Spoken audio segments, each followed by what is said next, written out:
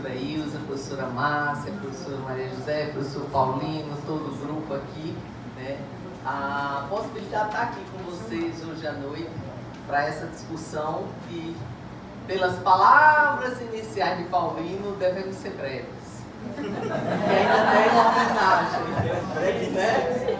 Ainda tem uma homenagem, hoje é sexta-feira, passamos o dia trabalhando, estamos todos cansados.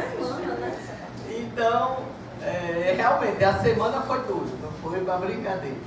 Então, vamos logo entrar na discussão. Você vai estar falando que o próprio Kennedy propôs esse tema, né, sobre a Escola Democrática dos Direitos Humanos. Como eu sabia que a vereadora Divaneide tem trazido e tem incluído nas suas discussões muitas questões relativas aos direitos humanos, eu não foquei tanto nele, então vai ficar com vocês. Mas inicialmente eu trouxe alguns dados que a gente vem trabalhando, inclusive outro dia eu fiz uma discussão sobre as desigualdades sociais e educacionais. E tem alguns dados, né, uma pesquisa do Unicef que saiu em 2018, que diz que 7 milhões de estudantes no Brasil têm 2 ou mais anos de atraso escolar, né? E aí ele diz que são 35 milhões de estudantes matriculados no ensino fundamental e médio. Entre eles, mais de 7 milhões vão à escola. Porém, estão em situação de distorção em idade séria, ou seja, possuem mais de 2 anos de atraso escolar. Esses dados fazem parte do estudo Panorama de Distorção de Idade Séria no Brasil, que foi produzido pelo Unicef em 2018.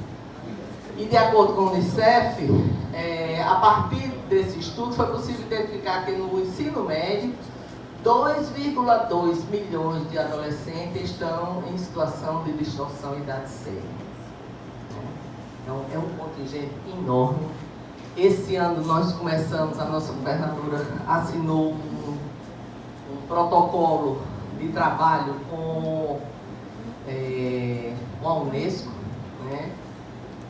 Aliás, com a Unicef, no programa Busca Ativa. E pelos dados desse ano, nós temos 30 mil jovens no Rio Grande do Norte que estavam matriculados em 2018 e não fizeram matrícula em 2019.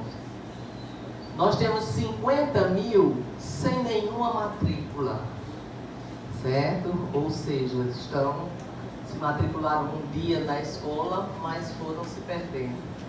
E esse dado no Rio Grande do Norte, hoje, da distorção em idade séria, chega ao número assustador de 164 mil alunos em distorção em idade séria. Nós temos 220 mil alunos na rede. Isso juntando o estado e município, certo? Mas mesmo assim é um número considerável. Então o que é que nós estamos chamando de escola democrática ou democratizada ou democratização da escola? E aí tem 2 vertentes aí que a gente pode discutir. A escola democrática, como a escola da lei da escola democrática, que o deputado Francisco aprovou esse ano, que trata da questão das liberdades, da questão dos direitos, da questão da própria forma de expressão na escola. Eu estou assim um pouquinho cansadinha, porque eu também estou passei a semana muito gripada, ainda estou meio fanha. E temos também a própria questão da democratização da escola, que nós trazemos em todos os planos, no plano estadual, no plano municipal, no plano nacional, né? Que é a garantia de acesso, permanência e sucesso na aprendizagem desses alunos.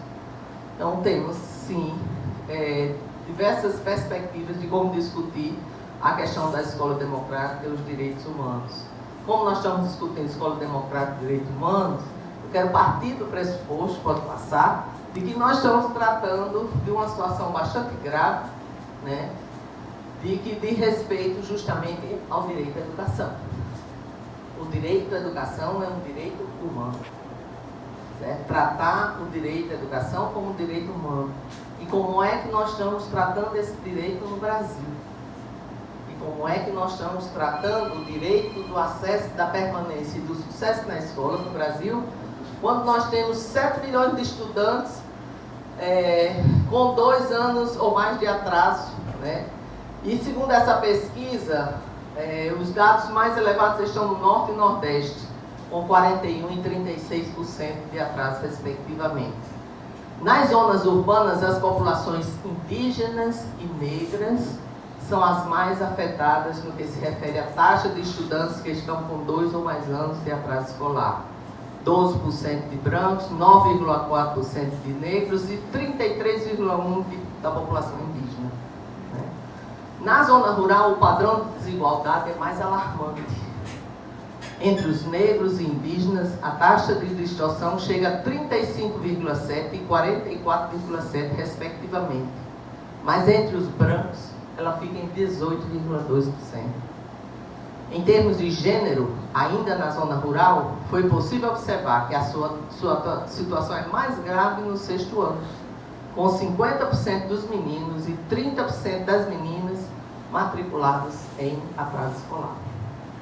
Então, o dado da democratização e dos direitos humanos nos traz o importante, urgente e imediato debate, e não só o debate, mas que perspectivas nós temos para a garantia do direito à população de uma educação e que está fortemente marcada pelas desigualdades, fortemente marcada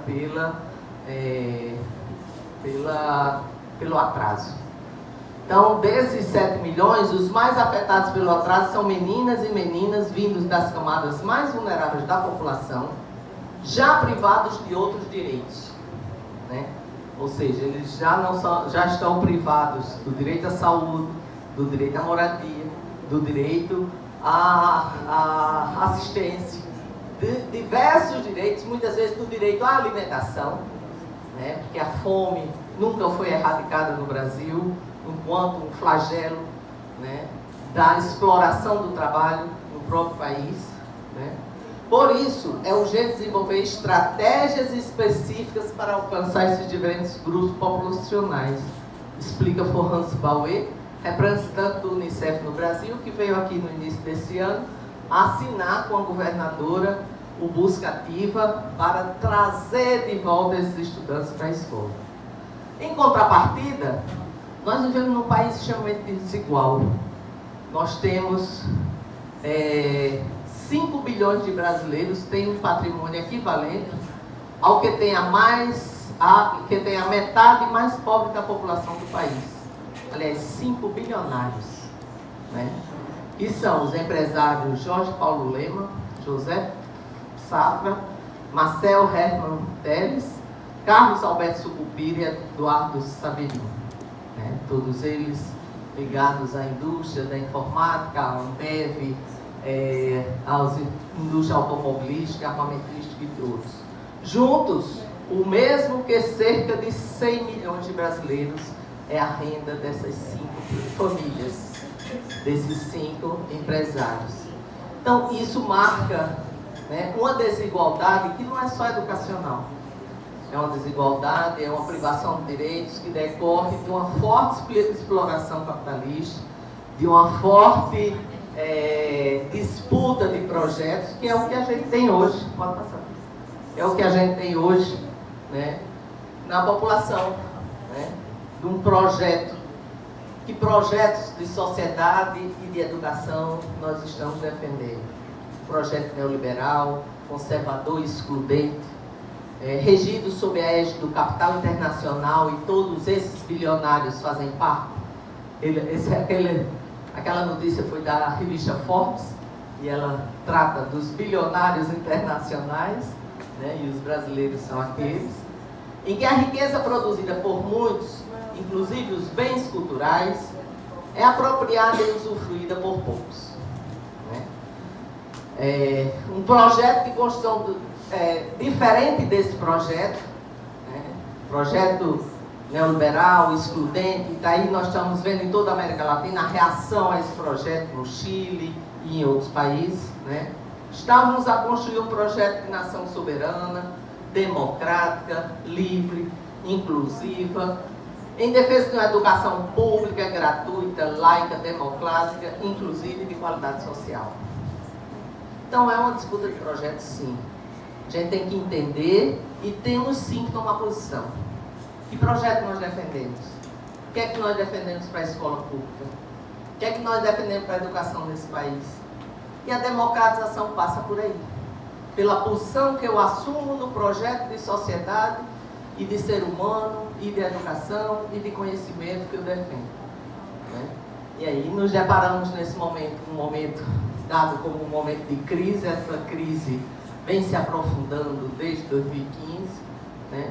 Que não é só uma crise econômica, mas é também uma crise política, social, jurídica, midiática, educacional e uma crise profundamente ética, né?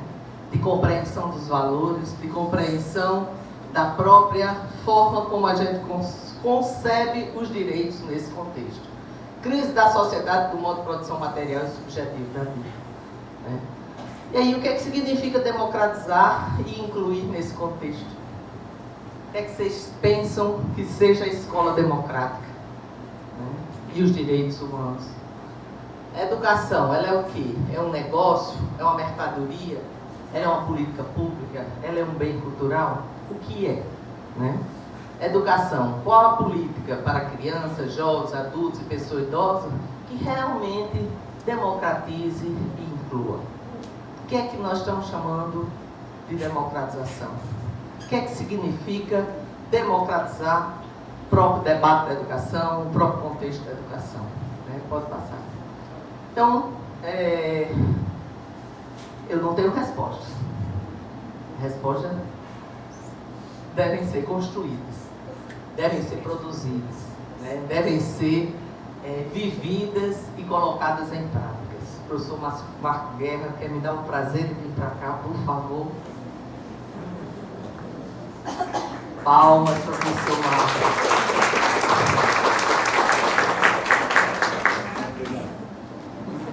Seja bem-vindo, professor.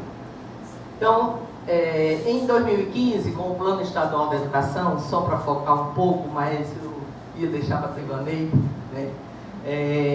Nós colocamos lá a questão da educação na dimensão 8, né? Reunimos tudo aquilo que dizia respeito às questões da inclusão dos direitos humanos na dimensão 8, que chama-se Educação e Diversidades, Movimentos Sociais de Inclusão e Direitos Humanos. Ele tem uma meta e 3 estratégias diferentes nessa meta do plano, para assegurar justamente, para garantir e assegurar até 2025 a implantação de 90% das políticas inclusivas e afirmativas integradas ao programas e ações do Sistema Educacional do Rio Grande do Norte, em sintonia com as políticas nacionais, com vistas a contribuir para o enfrentamento das desigualdades sociais, aquelas que nós vimos no começo, certo? Como é que nós vamos enfrentar as desigualdades, né? De conviver ainda, professor Marcos Guerra, com 13% de analfabetos ainda no estado do Rio Grande do Norte, né? Com vista a contribuir para o enfrentamento das desigualdades, contemplando as especificidades econômicas, culturais, étnicas, de gênero, históricas e sociais, na perspectiva de promoção de todas as formas de igualdade e equidade. Essa versão era a versão que nós tínhamos e eu preservei. Só tem uma palavra que saiu quando nós discutimos lá na Assembleia Legislativa, na discussão no final de 2015 sobre o plano de educação, né? O grande debate era sobre a ideologia de gênero e que a palavra gênero não podia ficar. Então aquela palavra gênero ali foi excluída do plano. Quando vocês pegarem a lei, a palavra gênero foi excluída. E foi uma coisa tão bizarra, porque eles determinaram, os deputados na época, que toda a palavra gênero deveria sair do texto. E aí, Rose, tinha a palavra gênero textual, que também saiu do texto. E gênero alimentício, e qualquer tipo de gênero teria saído. Mas ficou bem evidente quando a gente viu que saiu também a palavra gênero textual. Então pensem aí o que é que a elite, né, compreende e pensa que seja o debate sobre gênero no nosso estado. Pode passar mais rápido do que... E aí, pensando nessas questões, no que a gente tem chamado de democracia, de democratizar, né? Eu trago aqui a citação do Paulo Freire, que ele diz que o Estado, recusando posições licenciosas ou autoritárias e respeitando realmente a liberdade do cidadão, não abdica de seu papel regulador das relações sociais. Intervém, portanto, democraticamente, enquanto responsável pelo desenvolvimento da solidariedade social. Então é nosso papel, sim, o papel do Estado, estabelecer relações que garantam essa discussão, que garantam o debate democrático, que garantam a participação, que garantam a dialogia, que garantam o diálogo entre as pessoas, que garanta o contraditório e a circulação de ideias diferentes que as nossas, né? Então, é papel do Estado, pode passar. Ele diz também, né, e nos traz aí a própria questão da educação bancária, vocês também conhecem, né, do modelo de educação de um sujeito que não é formado para a criticidade, que permanece num estado de consciência ingênua, que confere ao indivíduo características simplistas na interpretação dos problemas e da realidade e a conclusão apressadas e superficiais, mantendo alienado, inseguro, frustrado e conformado, nostálgico, descomprometido e antidialógico, saudosista, com tendência a achar que o passado era melhor, sugestionado a aceitar massificações, como quem sofre uma lavagem cerebral, submetendo-se ao imposto pelo opressor ou utilizando um termo mais atual, pela mídia, como certo e absoluto. E Paulo Freire fez presságio. O que é que nós estamos vivendo hoje com a mídia? Né? E aí ele nos traz uma outra ideia, que é a ideia de educação libertadora, que é, antes de qualquer coisa, um ato político. Que para concretizar a incessante e ininterrupta busca humana de ser mais, né, requer necessariamente a instauração de um Estado em que a participação, a comunicação e a autonomia sejam os componentes permanentes e insolúveis da praxe humana. Né? Na perspectiva freiriana, a educação humanizadora somente se realiza com e na presença de uma praxe verdadeiramente democrática. Essa citação, contemplando o pensamento de Paulo Freire, é de Silvio Muraro, de 2015, que traduz aquilo que ele pensa e propôs como uma educação emancipadora, como uma educação libertária e como uma educação democrática, no sentido que nós estamos discutindo aqui, né? Sentido de pensar a escola numa outra perspectiva. Pode passar mais rápido, porque aí Paulinho daqui a pouco vai dizer. Eu vou passar bem rapidinho nessa parte, né, que nós, em 2005, foi aprovada a primeira lei da gestão democrática no estado do Rio Grande do Norte. Essa lei foi reformulada em 2016, é a Lei 585, que se complementa, inclusive, a lei da escola democrática desse ano, quer dizer, ela prevê espaços que estão previstos, inclusive, na lei da escola democrática do deputado Francisco, né, e que dispõe sobre essa gestão, estabelece seus princípios na rede pública de participação, de respeito à pluralidade, de autonomia, transparência, garantia da qualidade social, democratização das relações pedagógicas e valorização do profissional da educação. Né? Ela traduz, é uma lei aprovada desde 2016, vivenciamos agora a escolha dos dirigentes escolares em 580 escolas do estado do Rio Grande do Norte. Pois foi a maior eleição que esse estado já teve. Antes ela era dividida, era feita em 2 blocos, e esse ano nós decidimos fazer em todas as escolas ao mesmo tempo. 81 escolas não conseguiram formar chapas, e nós tivemos 400, algumas tiveram problemas que não fizeram, foram 86 escolas, 494 escolas estão com seus dirigentes eleitos que vão tomar posse agora no dia 11, né, coletivamente. Faremos uma grande, bonita festa para garantir essa conquista, que é a conquista das eleições. Mas ela só não é suficiente. E a gente, inclusive, precisa avançar aqui no Kennedy para pensar também as eleições. E a gestão democrática no Kennedy. Né? Todas as universidades, os institutos federais já realizam suas escolhas de dirigentes. A gente precisa também avançar aqui no Kennedy para a escolha com autonomia, com liberdade, com transparência, com respeito à pluralidade, com todos esses princípios também na gestão do Kennedy. Assegurando, inclusive, todos os mecanismos de participação que estão previstos na lei da gestão democrática. Né? Nós temos uma comissão estadual que coordena todos esses processos, mas no próprio espaço da escola, que aqui no Kennedy vocês já tem também, são os conselhos, né, superiores que decidem. Na escola é a Assembleia Geral que decide. Não é o diretor da escola, e a gente precisa muito trabalhar com isso, quem trabalha com gestão. Né? A gestão não é do diretor, a gestão é do conselho. O diretor é um órgão executor do conselho, certo? Como na Assembleia e no conselho escolar, que tem na escola. Né? O conselho de classe e o grêmio estudantil. Essas são as instâncias que devem ser preservadas, que devem ser observadas, e é o fórum de decisão de qualquer decisão que aconteça na escola deve ser deliberação de conselho.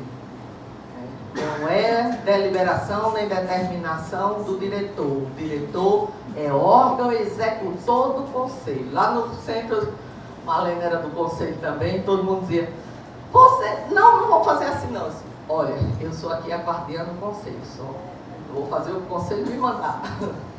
Então, é difícil, não é fácil não. Então, só para terminar, os princípios, né, da autonomia pedagógica, administrativa e financeira. A escola precisa trabalhar com esses princípios, como o próprio Kennedy, né, e cultivar alguns elementos que são extremamente importantes. Cultivar ideias de liberdade e de igualdade de direitos, compreendida a democracia, compreendida como aquela que o poder não se concentra nas mãos de um só indivíduo, no caso da eleição, que é extremamente importante, porque não podemos jamais pensar em voltar para a Secretaria da Educação essa escolha. A escolha tem que ser da comunidade escolar, certo? Mas o poder não pode se concentrar na mão do diretor. É detido por todos e pela maioria. Entende que a soberania supostamente pertence ao povo e todo cidadão é titular do poder político. E no caso brasileiro, a nossa democracia representativa que anda tão enfraquecida, tão de perna quebrada, né? Mas que deveria expressar realmente a vontade do povo, a vontade da população, por meio dos representantes escolhidos nas eleições. Pode passar. E aí, educação democrática não pode prescindir, como eu disse no começo, de ser compreendida como a educação como um direito social e humano. Ela em si mesma é um direito das pessoas. E numa perspectiva diversa e inclusiva. Uma educação democrática deve assegurar as oportunidades aos estudantes de diferentes classes sociais.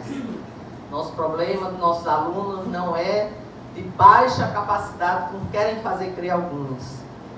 O problema dos nossos alunos é a diferença nas oportunidades que eles têm. Não vá me dizer que um aluno que tem um pai alfabetizado, que tem um contexto social e sociocultural favorável, que tem acesso a inúmeras atividades culturais e sociais, ele tem as mesmas oportunidades dos nossos alunos da escola pública, que não tiveram acesso às mesmas condições.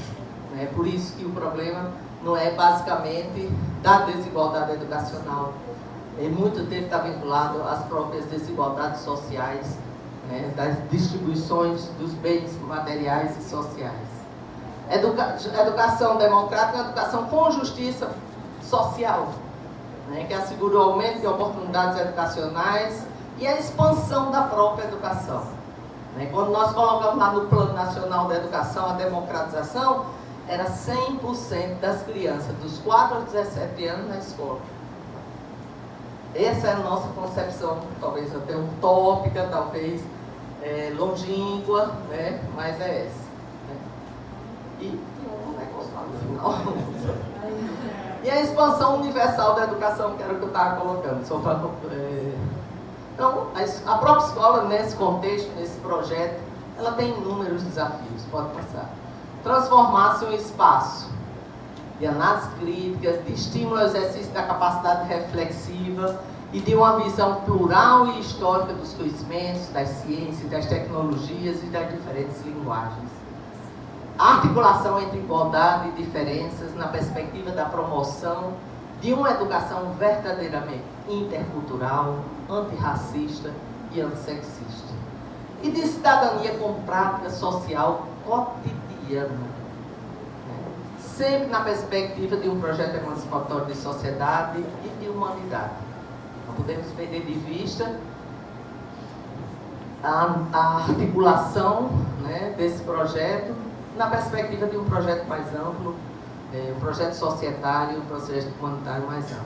Então, uma educação de qualidade que contribua para a emancipação dos sujeitos sociais, para um projeto de sociedade, para o desenvolvimento das relações sociais. Paulinho já está olhando o relógio. As concepções de mundo, sociedade, educação, de conhecimento, habilidades, atitudes, das próprias relações do sujeito em sociedade e da transformação da realidade. Então, acho que era isso. Muito obrigado.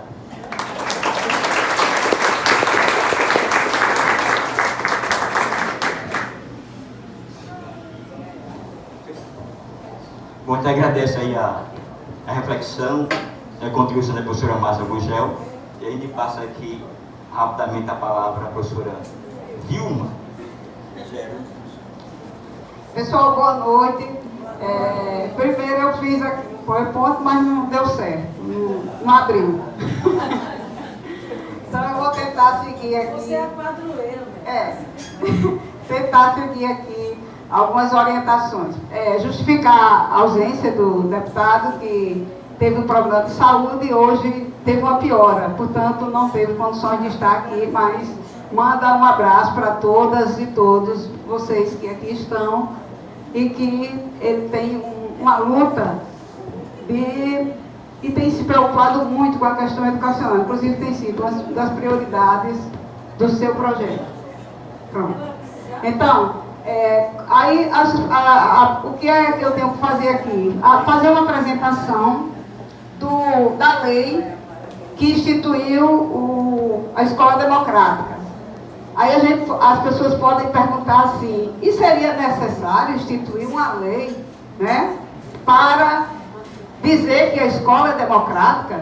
Nós temos tantas outras leis que garantem, né, a Constituição, a LDB e tantas outras leis que garantem essa democracia, não só nas escolas, mas nos espaços onde a gente atua, onde a gente vive, né? Eu gostaria de fazer aqui, Márcia já fez uma fundamentação bastante significativa, e eu gostaria só de fazer aqui uma pequena contextualização. Primeiro, a partir do golpe de 2016, que tomou o poder de uma presidenta eleita democraticamente, a democracia foi frontalmente atacada, né? A partir daí, um projeto que vinha sendo construído há mais ou menos 13 anos, esse projeto foi sendo desconstruído. Era um projeto que se pautava